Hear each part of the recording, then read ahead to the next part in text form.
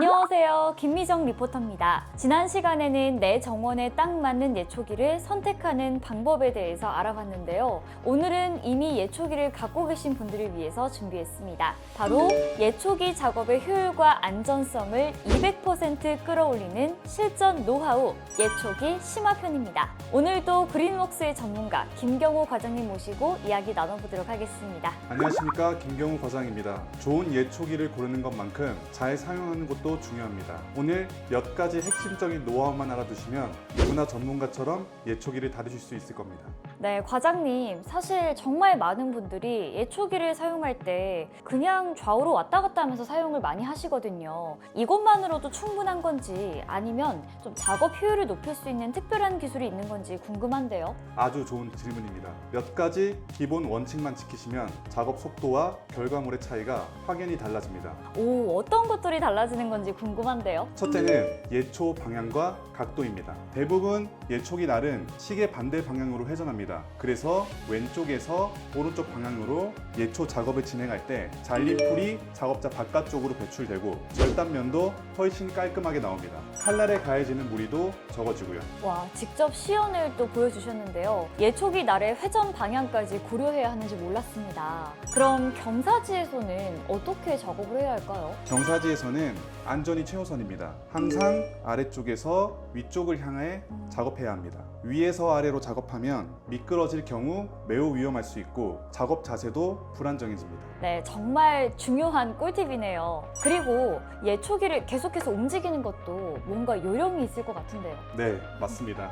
두 번째는 작업 루틴을 만드는 겁니다. 예초기를 거대한 시계추처럼 진자 운동을 하듯 몸의 중심을 축으로 부드럽게 움직여주는 것이 좋습니다. 팔의 힘으로만 움직이면 금방 지치고 작업 범위도 일정하지 않게 됩니다. 과장님, 마지막으로 예초기 날의 종류도 참 여러 가지가 있던데 혹시 이것도 작업법에 영향을 미칠까요? 세 번째는 날 종류에 따른 작업법 차이를 아는 것입니다. 보통 이런 나일론 날은 일반 잔디를 깎거나 돌이나 나무 같은 장애물이 많은 구역에서 안전하게 작업할 때 사용합니다. 반면 이런 2도난이나 3도난 같은 블레이드는 칡덩굴이나 억센 잡초, 작은 관목 등을 제거할 때 강력한 절삭력으로 효과를 발휘합니다. 작업 대상에 맞는 날을 선택하는 것이 효율의 시작입니다. 네, 과장님 말씀을 들어보니까요. 작업 기술은 물론이고 내 몸에 맞게 장비를 세팅하는 것도 중요할 것 같습니다. 네, 정확합니다. 특히 그린웍스 제품처럼 사용자를 배려한 기능들을 잘 활용하면 작업의 질이 달라집니다. 첫째는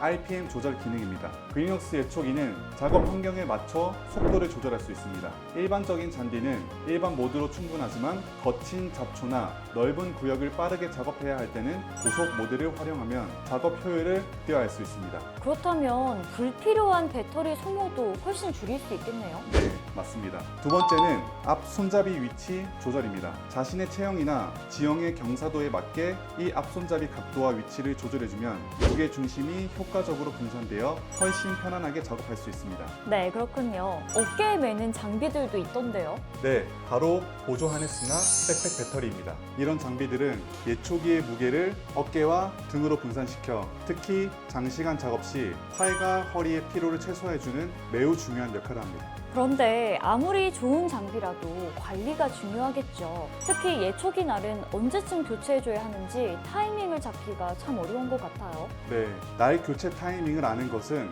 안전과 효율 모두에 중요합니다. 작업 중 진동이 평소보다 심해지거나 풀이 깨끗하게 잘리지 않고 뜯기는 느낌이 든다면 칼날이 무뎌지거나 균형이 깨졌다는 신호입니다.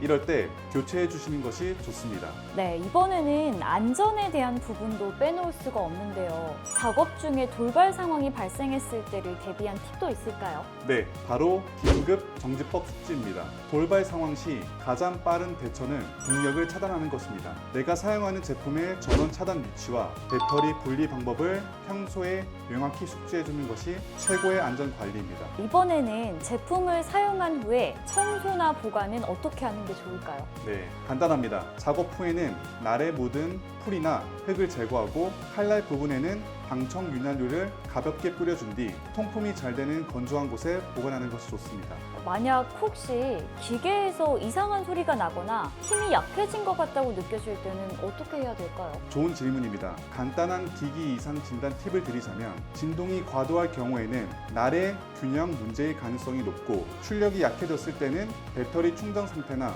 칼날이 무뎌진 것을 먼저 확인해야 합니다. 평소와 다른 소음이 들린다면 기어 마모나 부품 조임 불량일 수 있으니 전문가의 점검을 받는 것이 좋습니다. 과장님, 이렇게 예초기 날 부분에 붙어있는 이 덮개 가이드 커버라고 하던데요. 이걸 떼고 쓰시는 분들도 있더라고요. 이게 왜 중요한 건가요? 절대 가이드 커버를 떼면 안 됩니다.